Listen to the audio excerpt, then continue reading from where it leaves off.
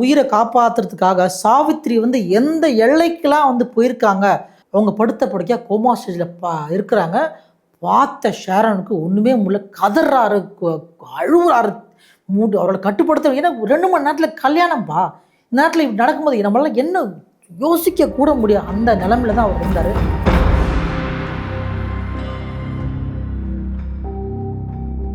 Sharon மற்றும் அவனி அப்படின்ற ஒரு பேருக்கு வந்து ஒரு துயரமான விஷயம் நடந்திருக்கு.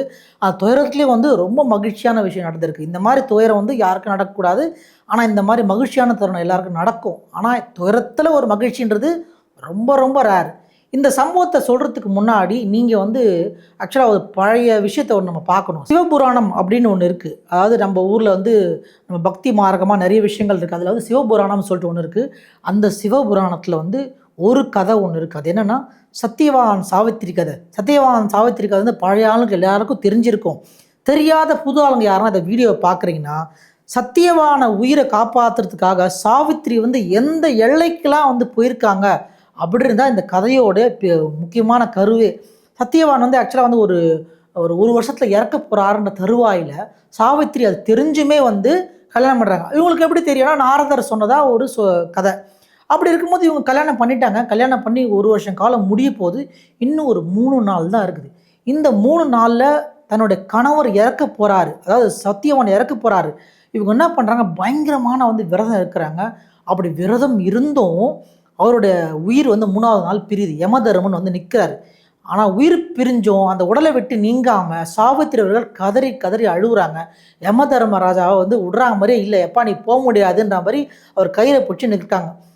யமதர்மராஜாவும் என்னப்பா இப்படி இருக்கியம்மா, நீ இப்படி இல்லாமல் இருப்ப, எவ்வளோ பேர் விட்டு போயிடுவாங்களம்மா, நீ என்னம்மா இப்படி இவ்வளோ பாசத்தோடு இருக்க, உன்னோட அன்புக்கு என்னால் முடியலம்மா, உனக்கு என்னம்மா விரம் வேணும் கேளுமா அப்படின்னு சாவித்திரி என்ன பண்ணிட்டா, ரொம்ப ஐடியாவாக அப்பவே பயங்கரமான ஐடியாவை ஒர்க் அவுட் பண்ணி என்னுடைய மாமனாரோட வம்சம் வந்து இருக்கணும், அதே மாதிரி அது என்னுடைய மகன்கள் வந்து அரசனாக ஆகணும் அப்படின்ட்டாங்க. அப்படின்னா என்னது, தன்னுடைய வீட்டுக்காரர் இருக்கணும், அந்த வீட்டுக்காரர் வந்து உயிரோடு இருக்கணுன்றது டைரெக்டாக சொல்லாமல் இந்த மாதிரி கேட்டதால், சரிம்மா உங்களோட ஹஸ்பண்ட் வந்து உயிரோடு திரும்ப வருவாருன்னு சொல்லிட்டு அவருக்கு யமதர்மராஜா உயிரை கொடுத்துட்டாரு. திரும்பி ஆயிட்டாங்க. இந்த கதைக்கும் இப்போ நடக்கிற சம்பவத்துக்கு என்ன சம்பந்தம்னு கேட்டிங்கன்னா, அந்த இடத்துல சாவித்திரி அவர்கள் தன்னுடைய கணவன் வந்து இறந்து போகிறாருன்னு தெரிஞ்சும் கல்யாணம் பண்ணாங்க. அந்த மாதிரி இங்கே இல்லை. ஆனால் கிட்டத்தட்ட அதே மாதிரி தான் ஷாரோன்றவர் வந்து அவனி அப்படின்ற பொண்ணு வந்து மணக்க இருக்கிறாரு. இன்னும் ஒரு மணி நேரத்தில் மணக்க இருக்கும்போது அந்த மணமகள் வந்து ஒரு மேக்கப் போடுறதுக்காக போகிறாங்க. இன்றைக்கி 12 மணிக்கு முகூர்த்தங்க. காலைல வந்து ஒரு 9 மணிக்கெலாம் மேக்கப் போட போயிட்டாங்க கேரளா ஒரு இடத்துக்கு. மேக்கப் போட்டுட்டு நல்லா ஃபுல் மேக்கப் போட நல்ல ஒரு லுக்கோட கல்யாண மண்டபத்தை நோக்கி வந்துன்னு இருக்காங்க மணமகள் ஒரு 4 ஃப்ரெண்ட்ஸ் கூட சேர்ந்து காரில். அப்படி வரும்போது ஒரு பெரிய ஆக்சிடெண்ட்டு. அந்த ஆக்சிடெண்ட்டில் வந்து எதிர்பாராத விதமாக இவங்களுக்கு முதுகில் அடியும் இல்லாமல் வந்து கால் எலும்பு வந்து முறிவு ஏற்பட்டுச்சு. இது தெரிஞ்ச கல்யாணம் பண்ணிக்க போகிற அந்த பையன் இருக்கார் இல்லையா ஷாரோன், அவர் என்ன பண்ணுறாரு, ஹாஸ்பிட்டலுக்கு இந்த குடும்பமே வந்து விரைந்து ஓடுது. ரொம்ப சீக்கிரம் போய் பார்க்குறாரு. என்னப்பா ஆச்சு என்ன ஆச்சுன்னு கேட்கும்போது அவங்க படுத்த படுக்கையாக கோமா ஸ்டேஜில் இருக்கிறாங்க. பார்த்த ஷாரோனுக்கு ஒன்றுமே முடியல. கதறாரு, அழுவுறாரு. அவரோட கட்டுப்படுத்த. ஏன்னா 2 மணி நேரத்தில் கல்யாணம்ப்பா. இந்த நேரத்தில் இப்படி நடக்கும்போது நம்மளால என்ன யோசிக்க கூட முடியும். அந்த நிலைமையில தான் அவர் இருந்தார்.